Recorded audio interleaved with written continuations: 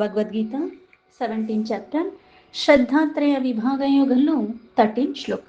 ఇంతకు ముందు శ్లోకాల్లో ఏవైతే యజ్ఞాలు 3 రకాలని చెప్పి సాత్విక యజ్ఞం గురించి, రాజస యజ్ఞం గురించి చెప్పిన తర్వాత ఇప్పుడు తామస యజ్ఞం గురించి ఈ శ్లోకాల్లో చెప్తున్నారు.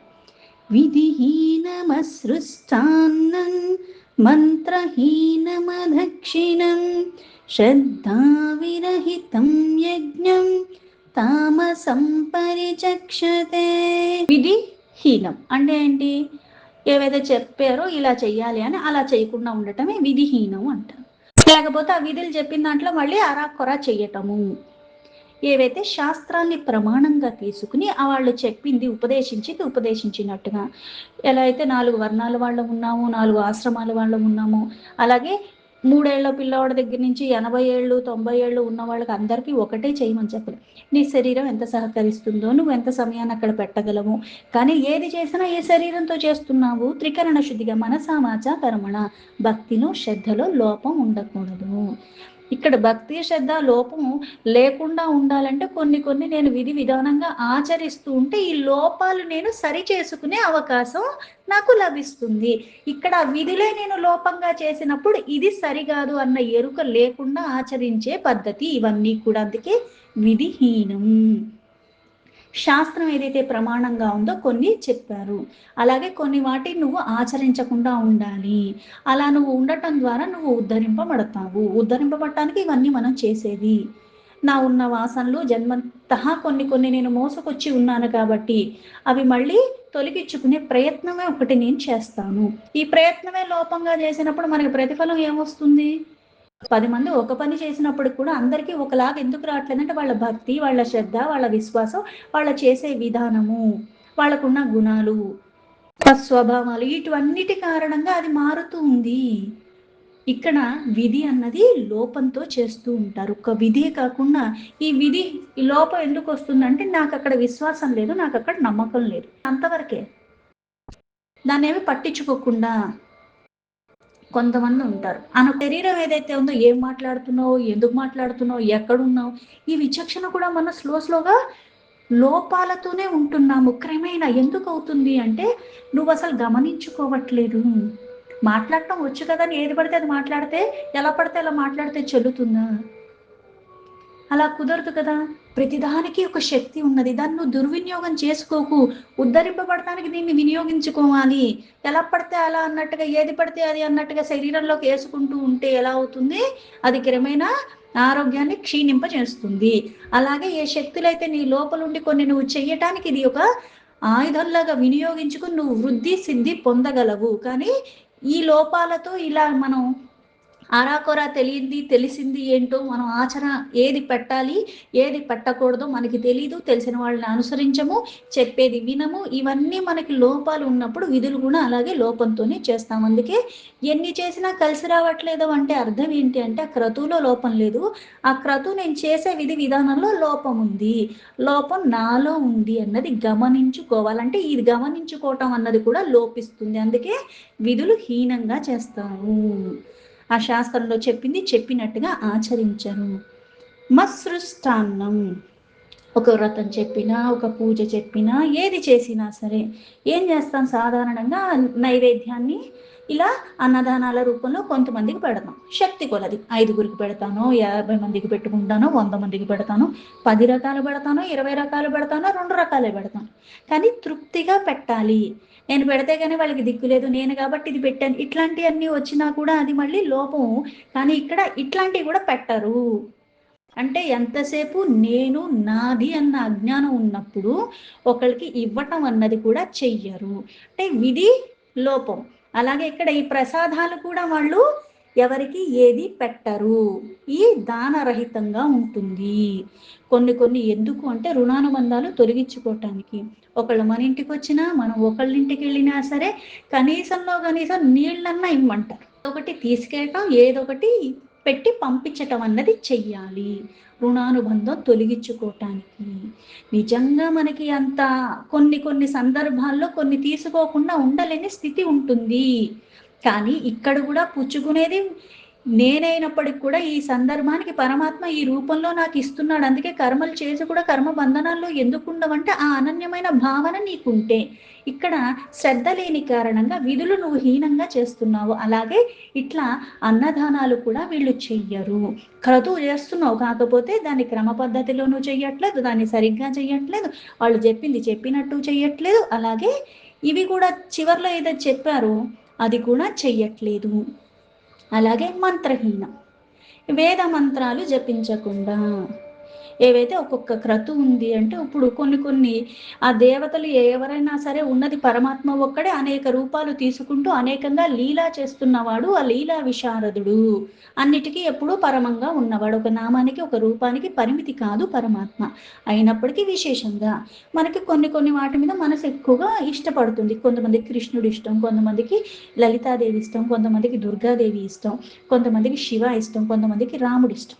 ఇష్టం ఉండటంలో తప్పులేదు, కానీ భేదభావం చూపించకుండా ఉండాలి.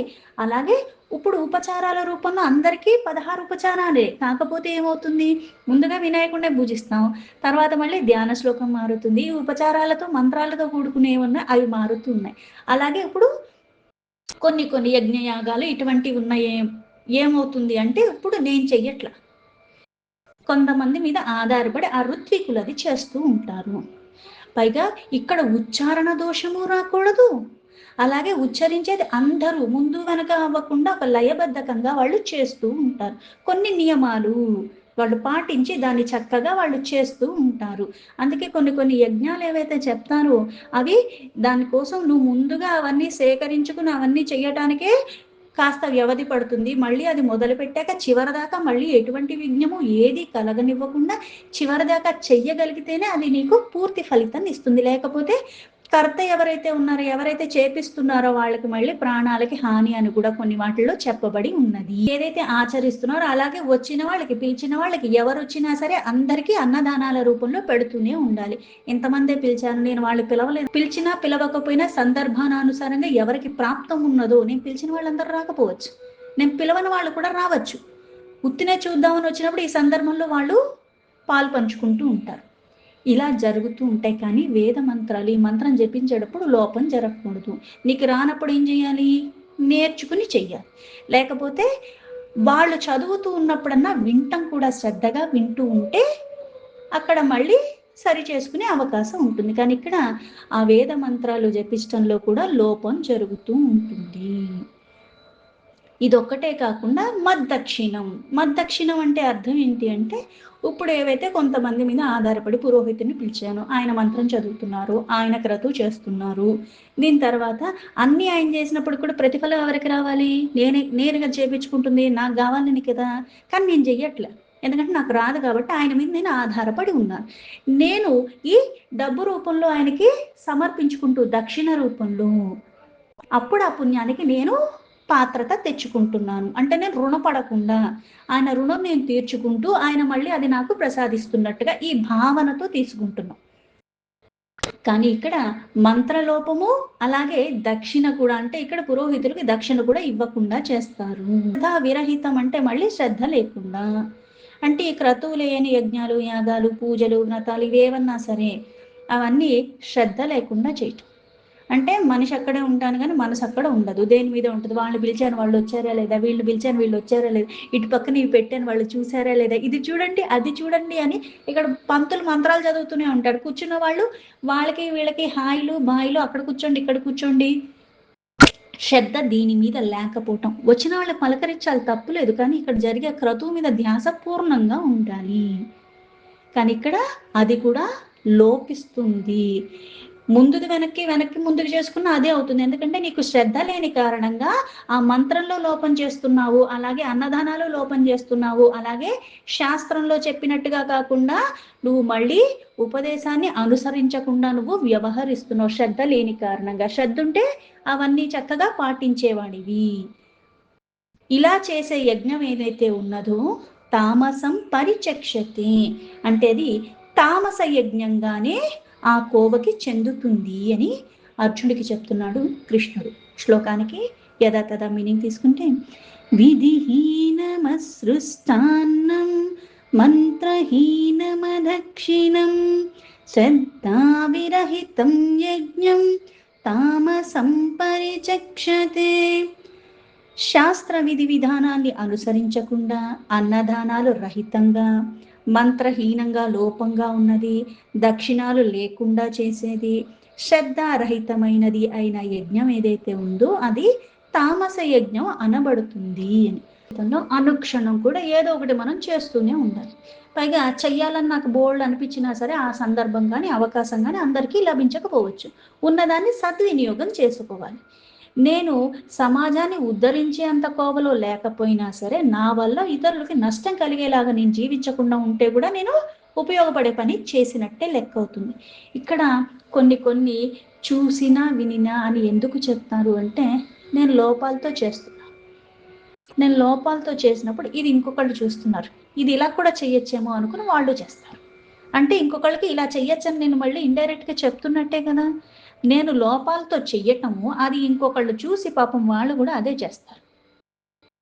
నాకు అరాకొర తెలుసు, నా చుట్టూ ఉన్న వాళ్ళందరూ కూడా ఆ అరాకొర తెలిసిన వాళ్ళే ఉంటారు. అందుకు నేను చేసేయాన్ని చూసి ఆహా ఓహో ఇలా కూడా చేసేయచ్చు అని వాళ్ళు చేసేస్తూ ఉంటారు. ఇది మళ్ళీ వ్యాపింపజేస్తున్నాను అంటే అది ఏది నీది నీతోనే పోదు. అలాగే ఇప్పుడు పరంపరగా ఏదైతే జరుగుతూ ఉన్నాయో నాకు శ్రద్ధ లేని కారణంగా ఆ విధులు నేను పట్టించుకోవట్లేదు సరికదా. ఇప్పుడు చేసేవి నా పిల్లలు ఏవైతే చూస్తున్నారో ఇలాగే చెయ్యాలేమో అని అనుకుని వాళ్ళు ఏం చేస్తారు, మా నాన్న ఇదే చేశారు, మా అమ్మ ఇదే చేశారని వాళ్ళు అదే చేస్తారు. అంటే ఇప్పుడు ఇంకోటి ఏం చేస్తున్నావు, నీ సమయాన్ని నువ్వు దుర్వినియోగం చేసుకుంటూ హానికరమైన తప్పుల పనులు చెయ్యటమే కాకుండా ఇది మళ్ళీ ఇతరులు కూడా అలాగే చెయ్యొచ్చని నువ్వు తెలియజేస్తున్నావు. నీకు ఒక నిర్ణయానికి వచ్చే అంత జ్ఞానం లేదు, ఇంకొకళ్ళ దగ్గర నుంచి తెలుసుకోవాలన్న ఎరుక లేదు.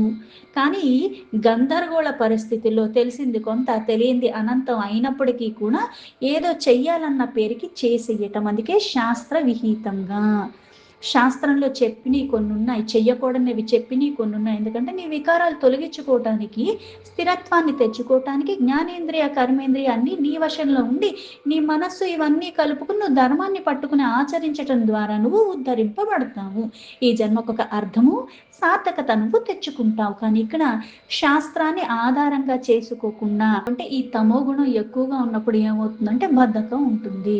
కర్మల పట్ల కానీ దేని పట్ల కానీ ఇవి ఇలాగే చెయ్యాలా, దేవుడు ఉన్నాడా, ఏం చెప్పొచ్చావు, ఏముంది, ఏమీ లేదు, అంతా మన కోసమే, ఇంకెందుకు అన్నట్టుగా ఉంటూ ఉంటారు. అందుకే ఉపదేశాన్ని లెక్క చెయ్యరు. లెక్క చేయకపోవటమే కాకుండా ఆర్భాటాలతో హంగులతో చేస్తూ ఉంటాము. ఆ వైభవంతో కూడుకుని దేనికి చేస్తున్నావు, బాహ్యానికి చూపించుకోవటానికి చేస్తున్నావా, అలంకారం మీద ఉన్న శ్రద్ధ ఆ క్రతువు మీద లేకపోవటము. అందుకే ఇక్కడ డబ్బు సేకరించటం మీద ఉన్నది, అక్కడ క్రతువు చేసేదాని మీద లోపిస్తూనే ఉంటుంది. అలాగే గొప్పల కోసం కాదు, కొన్ని నియమ నిబంధనలు ఎందుకు పెట్టారు అంటే నీలో ఉన్న అలసత్వాన్ని తొలగించుకుని, అలాగే కాస్త త్రికరణ శుద్ధిగా చేసేదాని మీద ధ్యాస ఉంటే ఇంకా చురుకుదనం కొద్దీ నువ్వు ఇంకా సాధించాల్సిన దానికి ఈ శరీరం నీకు చాలా బాగా సహకరిస్తుంది తమో గుణాన్ని తొలగించుకోవటానికి. అందుకే శ్రద్ధ, ఆ శాస్త్రాన్ని పట్టుకోవటము, అందులో చెప్పిన నియమాలు ఉల్లంఘించకుండా చేయటము, ప్రాతకాలం లెగటం, ఇవన్నీ ఎందుకు చెప్పారంటే నీ శరీరం ఆ సమయంలో పనిచేసే విధానంగా వేరే సమయాల్లో ఉండదు. నువ్వు దాన్ని ఆ సమయంలో నిద్రలేపుతాం, ఆ సమయంలో దాన్ని పట్టుకోవటం, అలా చేస్తూ ఉంటే నీకు తెలియకుండానే నీలో ఉన్న తేజస్ అన్నది ఇంకా ఇంకా వృద్ధి చెందుతుంది. ఈ యజ్ఞాలు అన్నవి ఏవైతే ఒక దేవతని ఆరాధిస్తున్నావు, వాళ్ళ ప్రీతి కోసం అన్నట్టుగా చేస్తున్నావు, లేకపోతే కొన్ని నిజంగా సాత్విక గుణం ఉన్న వాళ్ళైతే లోక కళ్యాణార్థమై చేస్తారు. నువ్వు అలా కూడా ఏం చెయ్యక్కర్లేదు. యజ్ఞాలు, యాగాలు, క్రతువులు, వ్రతాలు, పూజలు ఇవేవన్నా సరే, లేక పితృలకి సంబంధించి శ్రాద్ధ కర్మలు కానీ ఈ కర్మకాండాలన్నీ కూడా శ్రద్ధతో చెయ్యాలి. కొంతమందిని పిలుస్తున్నావు, వాళ్ళని పూజించుకుంటాం, వచ్చింది ఎవరు అంటే మళ్ళీ అన్నీ పరమాత్మ స్వరూపాలన్న భావన ఉండాలి. అవన్నీ లోపాలతో చేయటం ద్వారా నువ్వేవి పొందట్లేదు. ఎందుకంటే కొన్ని ఉచ్చరించటం ద్వారా నువ్వు ఉద్ధరింపబడతావు. అలాగే ఇక్కడ కొంతమందికి భోజనం పెట్టడం ద్వారా అన్నదానాల రూపంలో కూడా అది కూడా ఒక యజ్ఞంగా ఏది చేసినా, అంతేగాని నేను కాకపోతే ఇంకెవరు పెడతారు, నేను ఇంతమందిని పిలిచాను ఇవి చెప్పుకోవటానికి కాదు. లోపాలు లేకుండా చేయాలి, తృప్తిగా చేయాలి. సమర్పించుకునేది ఏ రూపంలో ఎవరొచ్చినా సరే అది పరమాత్మ అన్న భావన లేకుండా చెయ్యటం ద్వారా ఇవన్నీ హీనత్వ కారణంగా ఏమవుతుంది అంటే నువ్వు క్రమేణా క్రమేణా ఇంకా ఇంకా తమో గుణంలో వృద్ధి చెందిపోతున్నావు, ఉద్ధరింపబడటానికి దూరంగా అయిపోతూ ఉన్నావు. ఆ మంత్రాలు ఉచ్చరించాలి, అందుకే మంత్రహీనంగా చేయకూడదు. ఇప్పుడు సాధారణంగా నిత్యం చేసుకునే పూజల్లో కూడా మనం అంత పెద్ద పెద్దగా పురోహితులు చేసినట్టుగా చెయ్యం, కాకపోతే చెయ్యాలన్నట్టుగా కొన్ని చేస్తూ ఉంటాం. అయితే ఇక్కడ మళ్ళీ చివరిని ఏం చెప్తాం? మంత్రహీనం క్రియాహీనం భక్తిహీనం జనార్దన. అయినప్పటికీ ఈ లోపాలు నేను చేస్తున్నాను, ఈ లోపాలకు ఎలాగో ఈ శ్లోకం చెప్పాను కదా అని ఇష్టం వచ్చినట్టు చేసేమని కాదు. అంటే ఇంతలాగా నేను నేర్చుకుని అభ్యసించి అన్నీ చేసినా సరే మానవ మాతృని కదా, సహజంగా కొన్ని వికారాలు వాసనలు ఉన్నాయి కదా, అందుకుని లోపం చేసే ఉంటానేమో, అది నా బుద్ధికి తెలియట్లేదు, కానీ సర్వానికి తెలిసినవాడి సర్వంతర్యామివి నీవు కదా, అందుకని నా ఈ తప్పుని మన్నించు నాయనా, కానీ నేను ఈ చేసిన క్రతువురికి మాత్రం నాకు పూర్ణంగా ఫలితం ఇవ్వు అని భక్తితో కోరుకుంటాము. ఈ లోపాలతో మనం చేస్తాం, ఎందుకంటే మనం లోపాలతోనే ఉన్నాము. ఈ లోపాలు సరిదిద్దుకునే ప్రయత్నమే చేస్తావు.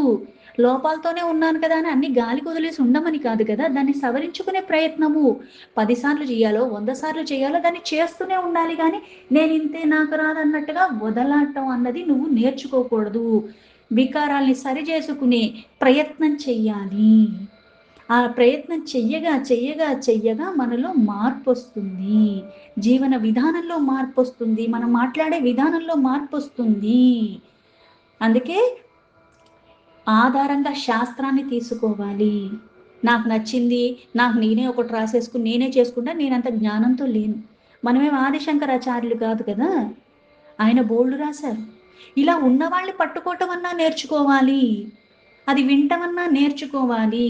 అలా ఏది కాకుండా ఇష్టం వచ్చినట్టుగా ఇష్టారాజ్యంగా చెయ్యటం అన్నది ఈ తామస యజ్ఞంలోకి వెళుతుంది. తమో గుణం. భక్తిలో లోపం, శ్రద్ధలో లోపం, క్రతువులో లోపం, అన్ని విధుల్లో లోపంతోనే చేస్తున్నావు. లోపంతో ఉన్న నేను ఇన్ని లోపాలతో చేయటం ద్వారా కొన్ని చేసేలాగా నాకు భాగ్యం లభించినా సరే దాన్ని నేను పూర్ణంగా ఫలితాన్ని లభించకుండా చేసుకుంటున్నాను. దక్షిణ అన్నది ఎప్పుడు ఆ ఋత్వికులకి ఇవ్వాలి. బ్రాహ్మణులకి ఇచ్చేటప్పుడు ఎప్పుడూ కూడా మనము బాధతో ఇవ్వకూడదు, తృప్తిగా ఇవ్వాలి. ఎందుకు? అక్కడ ఉన్నది పరమాత్మ స్వరూపము. ఆ వేద మంత్రాలన్నీ కూడా తెలిసిన వాళ్ళు, నాకు రాదు అటువంటి వాళ్ళని పూజించుకున్న, భక్తితో ఎంతో కొంత నేను సమర్పించుకున్నా. పూర్వం ఊర్లో ఏం చేసేవాళ్ళు? పంటలు పండినా ఏది పండినా ముందు బ్రాహ్మణులకు పంపించేసే వాళ్ళ జీవనాధారం అంటే మనం ఇచ్చిన దాన్ని బట్టే ఉంటుంది. ఇప్పుడు నిజంగా మనం ఇచ్చేసి వాళ్ళు ఏదో ఉద్ధరించేస్తున్నాం అని కూడా ఏమనుకో, మనం ఇచ్చేటప్పుడు ఏమవుతుందంటే మన పాపాలు భారం వాళ్ళకి, ఇది పోగొట్టుకోవటానికి మళ్ళీ వాళ్ళు కొన్ని చేసుకోవాల్సి వస్తుంది మంత్ర జపాలు. లేకపోతే ఈ పాప భారాన్ని స్వీకరించిన కారణంగా మళ్ళీ వాళ్ళకి అధోగతులు కలుగుతూ ఉంటాయి. కానీ వాళ్ళు స్వీకరిస్తున్నారు, మళ్ళీ వాళ్ళకి పాపం అంత సమయాన్ని పెట్టుకుని మళ్ళీ ఇంకో వేరే వేరే చేసుకుని ఇవన్నీ అందరి దగ్గర వచ్చినవన్నీ కూడా వాళ్ళు వదిలించుకుంటూ ఉండాలి. ఈ వదిలించుకోవటం అన్నది చాలా కష్టతరము, కానీ సునాయాసంగా. అంటే ఈ గృహస్థాశ్రమంలో ఉన్న వాళ్ళకి ఏంటి అంటే, నువ్వు తపస్సులు చేసినట్టుగా అంత దీర్ఘకాలం ఎక్కడికి వెళ్ళిపోయి కొన్ని నియమాలు కఠినమైనవి పాటిస్తూ నువ్వేం చెయ్యక్కర్లే. సులభతరంగా నువ్వేదైతే సంపాదించుకున్నావో దాన్ని ఇక్కడ దాన ధర్మాల రూపంలో ఎప్పుడైతే నువ్వు ఇస్తున్నావో దానివల్ల కూడా నువ్వు ఉద్ధరింపబడతావు నీకు తెలియకుండానే. కానీ ఇవన్నీ మనం హంగులు ఆర్భాటాలకి భక్తి శ్రద్ధ లేకుండా ఎప్పుడైతే చేస్తున్నావో ఆరాటాలకి పోయి, ఇవైతే మళ్ళీ ఎలా అవుతాయి అంటే ఇవి ఆ కోవకి చెందినవి అన్నట్టుగా అనిపిస్తాయి, కానీ దానివల్ల నీకు ఎటువంటి ఫలితము ఉండదు. తగిన శ్రద్ధ లేకుండా, అందుకే ఒక పత్రాన్ని ఇచ్చిన, ఒక పుష్పాన్ని ఇచ్చిన, కొన్ని నీటిని ఇచ్చినా సరే అంటే నీకు ఉన్నవి తృప్తిగా నువ్వు సమర్పించడం ఎప్పుడైతే నేర్చుకుంటావో క్రమేణా క్రమేణా క్రమేణా నాదన్నది ఏదీ లేదు, నేను సమర్పించుకోవటానికి నేను తప్పితే ఈ నేనులో కూడా నేను లేనన్న ఎరుక నీకు వచ్చే స్థితికి వచ్చేంత వరకు ఇవి ఉపచారాలు నువ్వు చేస్తూనే ఉండాలి. అక్కడ సాన్నిధ్యాన్ని ఎప్పుడైతే నువ్వు గడుపుతూ ఉంటావో ఆ సన్నిధి కారణంగా నీలో మార్పు వస్తుంది.